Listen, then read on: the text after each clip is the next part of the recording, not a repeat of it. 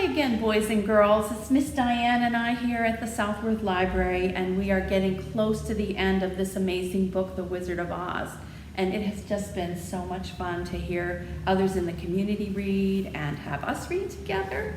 So we are going to start at chapter 23, and it is called Glinda Grants Dorothy's Wish.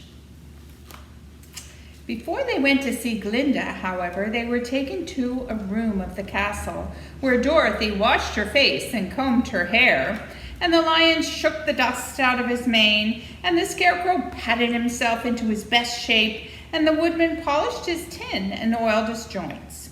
When they were all quite presentable, they followed the soldier girl into a big room where the witch Glinda sat upon a throne of rubies. She was both beautiful and young to their eyes. Her hair was a rich red in color and fell in flowing ringlets over her shoulders. Her dress was pure white, but her eyes were blue, and they looked kindly upon the little girl.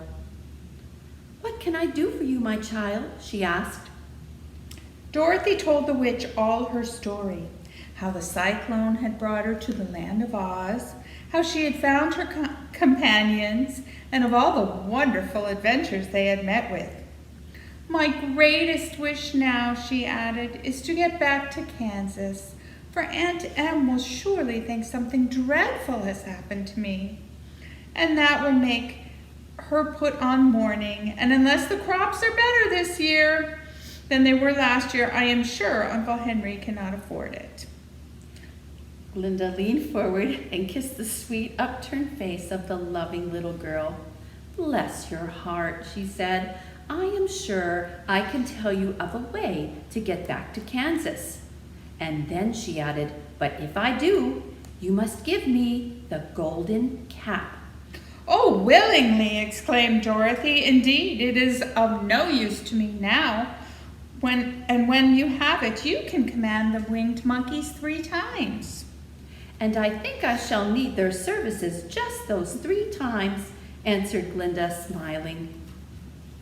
Dorothy then gave her the golden cap, and the witch said to the scarecrow, "What will you do when Dorothy has left us?" "I will return to Emerald City," he replied, "for Oz has made me its ruler, and the people like me. The only thing that worries me is how to cross the hill of the Hammerheads." "By means of the golden cap, I shall command the winged monkeys to carry you to the gates of the Emerald City," said Glinda, "for it would be a shame to deprive the people of so wonderful a ruler." "Am I really wonderful?" asked the scarecrow. "You are unusual," replied Glinda. Turning to the Tin Woodman, she asked, "What will become of you when Dorothy leaves this country?"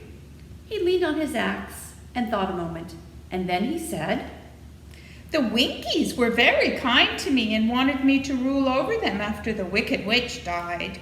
I am fond of the Winkies, and I could get back again, and if I could get back again to the country of the West, I should like nothing better than to rule over them forever."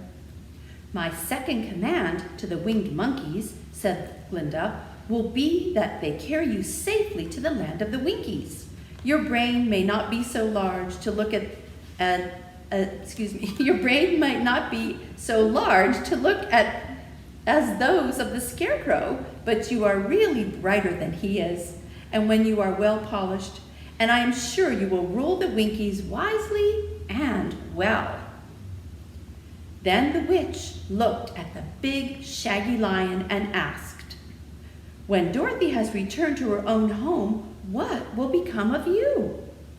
"Over the hill of the Hammerheads," he answered, "lies a grand old forest, and all the beasts that live there have made me their king.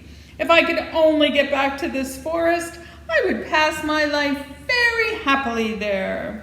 "My third command to the winged monkeys," said Glinda, "shall be to carry you to the forest, and having used up the powers of the golden cap, I shall give it to the king of the monkeys, that he and his band may thereafter be free forevermore."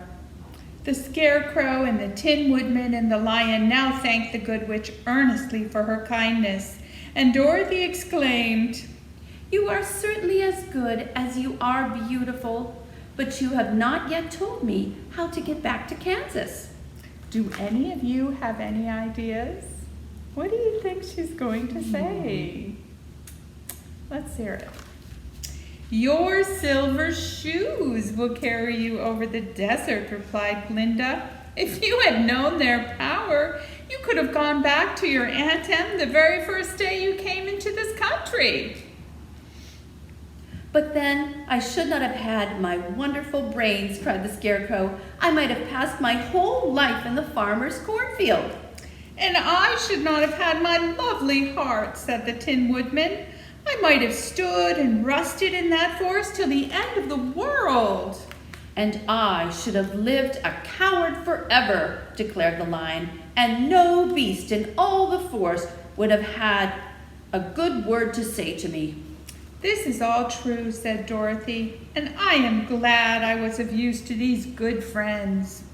But now that each of them has had what he most desired, and each is happy in having a kingdom to rule beside, I think I should like to go back to Kansas.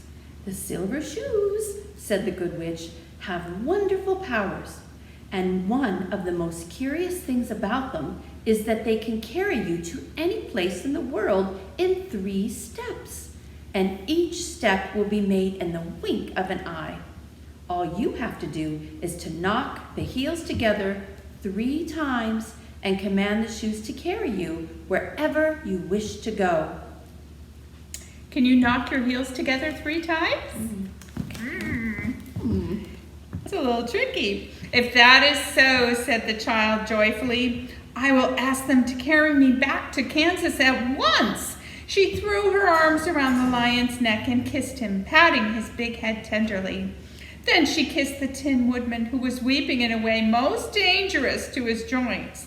But she hugged the soft, stuffed body of the Scarecrow in her arms instead of kissing his painted face, and found she was crying herself at the sorrowful parting from her loving comrades.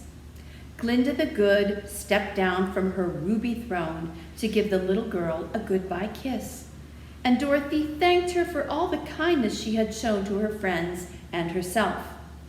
Dorothy now took Toto up solemnly in her arms, and having said one last goodbye, she clapped the heels of her shoes together 3 times, saying, "Take me home to Aunt Em." Instantly, she was whirling through the air so swiftly that all she could see or feel was the wind whistling past her ears. The silver shoes took but 3 steps, and then she stopped so suddenly that she rolled over upon the grass several times before she knew where she was. At length, however, she sat up and looked about her. "Good gracious!" she cried. For she was sitting on the broad Kansas prairie, and just before her was the new farmhouse Uncle Henry had built after the cyclone carried the old one away. Uncle Henry was milking the cows in the barnyard, and Toto had jumped out of her arms and was running toward the barn, barking furiously. Dorothy stood up and found she was in her stocking feet, for the silver shoes had fallen off in her flight through the air and were lost forever in the desert.